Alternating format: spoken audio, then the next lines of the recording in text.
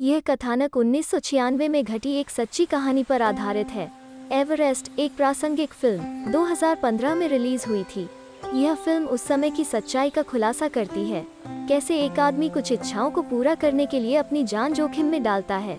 Edmund पर्सीवर Hillary और तेंजिंग नोर्गे पहले प्राणी थे जिन्होंने 1953 में एवरेस्ट की चोटी पर चढ़ाई की थी। उसके बाद कुछ लोग ऐसे भी थे जिन्होंने एवरेस्ट पर चढ़ाई की, क्योंकि एवरेस्ट पर चढ़ना मौत के बराबर है। और रॉब हॉल ने 1992 में इसे अपने व्यवसाय के रूप में लिया। वो लोगों को माउंट एवरेस्ट पर ले जाने लगा और आने वाले 4 सालों में उन्होंने बिना किसी दुर्घटना के 19 लोगों को लेकर इस साहसिक कार्य को सफलतापूर्वक पूरा किया। रॉब 1996 में एक नई टीम को माउंट एवरेस्ट पर ले जाने के लिए तैयार है।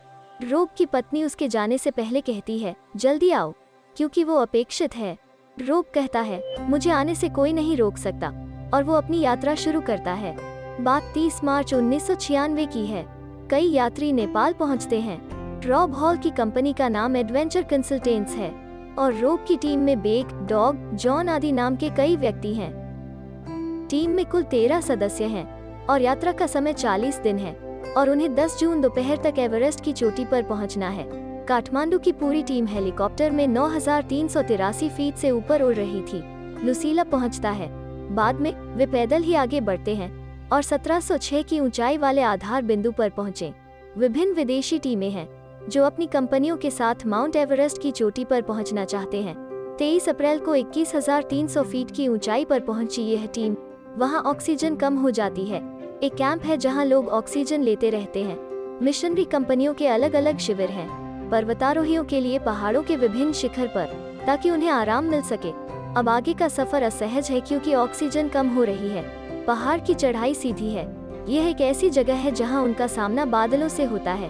पर्वतारोहियों की सुरक्षा के लिए सभी कंपनियों के शिविरों में गाइड रस्सियों को समायोजित किया गया है ताकि पर्वतारोही चढ़ सके, क्योंकि एक साधारण व्यक्ति बिना गाइड रस्सियों के चढ़ नहीं सकता। मौसम और ऑक्सीजन की कमी के कारण यह एक आसान साहसिक कार्य नहीं है। धीरे धीरे मनुष्य की मृत्यु का कारण बन जाता है। अब वे सब आगे बढ़ते हैं। चढ़ते पहाड़ उन्हें काफी परेशानी का सामना करना पड़ रहा है। उन्हें सांस लेने में दिक्कत हो रही है, लेकिन वे आगे बढ़ना जारी रखते हैं। वे 24,000 फीट की ऊंचाई वाले पहाड़ पर चढ़ते हैं। अब हेलन, जो रॉब की छावनी से है, उसे मौसम की बदलती स्थिति के बारे में सूचित करता है और मौसम बदल गया है। अगर यह नहीं बदला तो यह तबाही साबित होगी। रॉब कहते हैं, मौसम का कोई बदलाव नहीं है। पहाड़ अपना रास्ता खुद बनाते हैं और वे अपनी पूरी टीम के साथ चढ़ना शुरू करते हैं। तेज हवा के कारण सीढ़ियां चढ़ना बेहद मुश्किल है, लेकिन उन्होंने इस उपलब्धि को एक चुनौती के रूप में लिया है, तो वे जारी रखते हैं और अंत में 2685 फीट की ऊंचाई वाले अपने अगले शिविर में पहुंचे।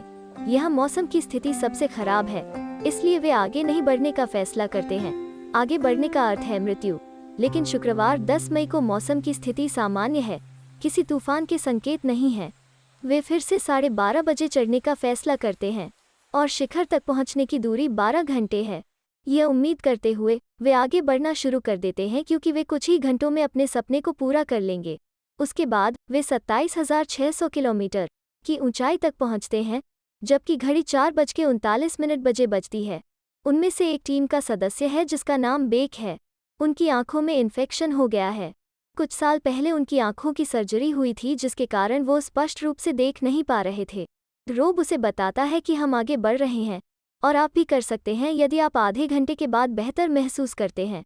नहीं तो आपको अपनी यात्रा यहीं समाप्त करनी होगी। आगे पहुंचने पर अन्य लोग देखते हैं कि कोई गाइड रस्सियां नहीं हैं और वे यहां गाइड रस्सियों को समायोजित करना शुरू करते हैं, क्योंकि वे गाइड रस्सियों के सहारे के बिना चढ़ नहीं सकते। उनमें से 3 नीचे उतरने का फैसला करते हैं क्योंकि ठंडी और तेज हवा चल रही है। उनका शिखर ऑक्सीजन भी समाप्त हो गया है, इसलिए वे बिना किसी जोखिम के वापस लौट जाते हैं। यहाँ तक उनकी मंजिल भी बहुत दूर नहीं है। एवरेस्ट पर्वत पर बर्फ की गहरी लकीरें हैं, अदृश्य परतों के साथ। इन ब्रेसेस में गिरकर लोगों का अंत हो गया है, इसलिए वे बिना किसी मार्गदर्शक रस्सी के एक भी कदम आगे नहीं बढ़ा सकते। अब उनकी पूरी टीम 28,740 फीट की ऊंचाई पर है। इस ऊंचाई तक पहुंचने पर वे हाइपोक्सिया से पीड़ित होते हैं। हाइपोक्सिया के लक्षणों में जीभ का हकलाना शामिल है, गर्मी और बुरे स्वभाव की भावना। यह ऑक्सीजन की कमी के कारण होता है। जैसे जैसे सभी चढ़ते जाते हैं, उन्हें कई जटिलताओं का सामना करना पड़ता है। मस्तिष्क और फुफ्फुस बहाव की सूजन के रूप में। गाइड रोप को एडजस्ट करते हुए वे आगे बढ़ने लगते हैं। उनकी हालत खराब हो गई है। किसी के पास अच्छी सेहत नहीं बल्कि एक जुनून है जो उन्हें आगे खींच रहा है। और वे दोपहर 1:14 बजे एवरेस्ट की चोटी पर पहुंच जाते हैं। उन्होंने जो सपना देखा था उसे पूरा किया है। रोब और उनकी टीम बहुत खुश हैं। एक समय के बाद वे नीचे उतरने का फैसला करते हैं। उन्हें योजना के अनुसार 2 बजे घड़ी पर वापस लौटना चाहिए। वे देर से आते हैं जबकि बादल पहाड़ को ढक लेते हैं और उन्हें सांस लेने में तकलीफ होती है क्योंकि उनका ऑक्सीजन टैंक खाली है। रोब बताता है कि उनका ऑक्सीजन टैंक खाली है और माउंट एवरेस्ट पर पहुंचने वाले सभी पर्वतारोही अब नीचे उतरने लगते हैं। उतरते समय उनका सामना उनकी टीम के सदस्य डॉग से होता है जो ऊपर चढ़ रहा है। रोब ने उसे जाने से मना किया लेकिन उसने जवाब दिया, अगर वो आज ऊपर नहीं चढ़े तो कभी वापस नहीं आ पाएंगे। रोब उसे बड़ी पीड़ा से ऊपर की ओर ले जाता है।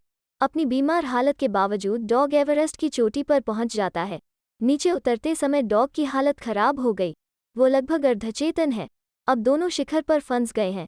रोब की टीम ने उसे वापस लौटने के लिए कहा, लेकिन रोब ने उन्हें यह कहते हुए मना किया कि वो डॉग को नहीं छोड़ेगा। यह मानव जीवन का मामला है और वो मुश्किल से गाइड रस्सी के साथ डॉग उतरने के लिए संघर्ष करता है। अचानक यहाँ भयंकर हिमपात होता है। डॉग को एक जगह छोड़कर रोब ऑक्सीजन टैंक लाने जा रहा है। वो डॉग को यहाँ रहने के लिए कहता है। दिमाग सुन्न होने के कारण डॉग उसका पीछा करने लगता है।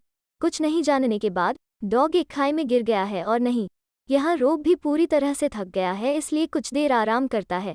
इसी बीच उनकी टीम का सदस्य भी वहां पहुंच जाता है जिसे आधा ऑक्सीजन टैंक मिल गया है। रोब को ऑक्सीजन टैंक देने के बाद दोनों बर्फीले तूफान में उतरने लगते हैं। वे शिखर पर कुल 13 फंसे हुए सदस्य हैं और वहां पर बर्फीला तूफान चल रहा है। अब रात के 3 बज रहे हैं। शिविर द्वारा उन्हें एक संदेश दिया जाता है कि लोगों को उनकी मदद के लिए भेजा जा रहा है, लेकिन वे उस समय आ सकते हैं जब बर्फानी तूफान बंद हो जाएगा। शिखर पर चढ़ने वाले पर्वतारोही ठंड और बर्फीले तूफान के कारण मर रहे हैं। अब 5 बजे हैं और तारीख 11 मई है। रोब के साथी का दिमाग सुन्न है और ठंड और थकावट के कारण काम करना बंद कर देता है। जब रोब खुद होश खोने वाला होता है, उसका दूसरा साथी अपनी जैकेट उतार कर कहता है, यह एक गर्म दिन है, और वो पहाड़ से उतरता है। अब वे पूरी तरह से शिविर से अलग हो गए हैं। जब बर्फीला तूफान बंद हो जाता है, रोब का फोन आता है जो कहता है कि मैं हिल नहीं पा रहा हूँ क्योंकि उसके हाथ पैर जम गए हैं। वो उनसे मदद मांगता है और कहता है कि उसका साथी मर चुका है। शिविर के सदस्य रोब को किसी भी हालत में उतरने पर जोर देते हैं क्योंकि शिखर पर अभी भी तेज हवाएं चल रही हैं। परंतु रोब कहता है, मैं नहीं आ पाऊंगा। इसके बाद उनका संपर्क टूट जाता है। अब नीचे के कैंप के सदस्य रोब की पत्नी से संपर्क करने के लिए कहते हैं। उसका फ़ोन सैटेलाइट फ़ोन के पास रखें।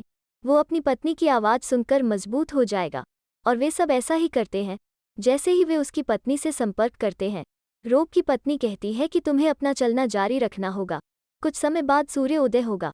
बस किसी भी हालत में उतरो। रॉब वहाँ बहुत कठिनाई महसूस कर रहा है क्योंकि तेज हवाएं चल रही हैं। ऑक्सीजन के बिना सांस लेना आसान नहीं है। रोब कहता है कि मेरे पैर और हाथ जम गए हैं, लेकिन उसकी पत्नी कहती है, आपको अपने रक्त परिसंचरण के लिए चलना होगा। आपको रुकना नहीं चाहिए। तभी रोब वहाँ से उठने की कोशिश करता है और रोब के सहायक जो उसको बचाने के लिए थे ऊपर गए थे, वे वहाँ नहीं पहुँच सकते क्योंकि तेज हवाएं चल रही हैं और उन्हें वापस लौटना है। रोब को बताया जाता है कि जो सदस्य आपकी मदद के लिए आ रहे थे, तेज हवा के कारण वापस लौटे हैं।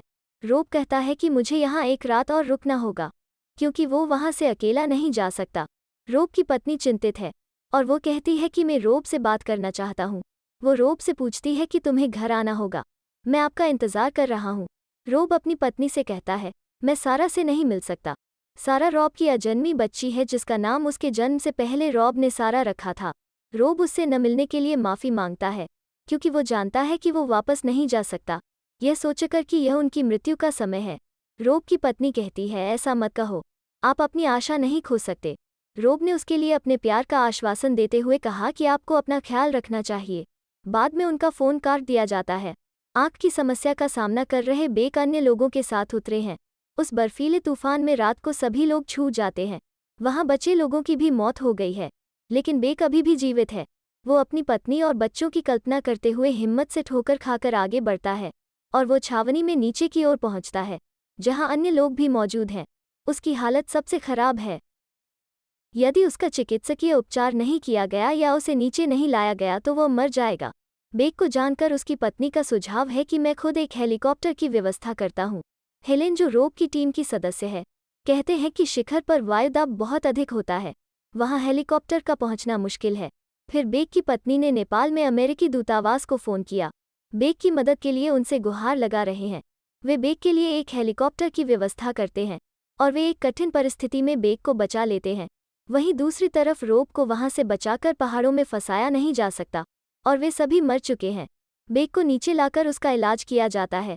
जमे हुए खून की वजह से उसके हाथ और नाक सड़े हुए हैं, इसलिए उन्हें उसके शरीर से अलग होना पड़ता है।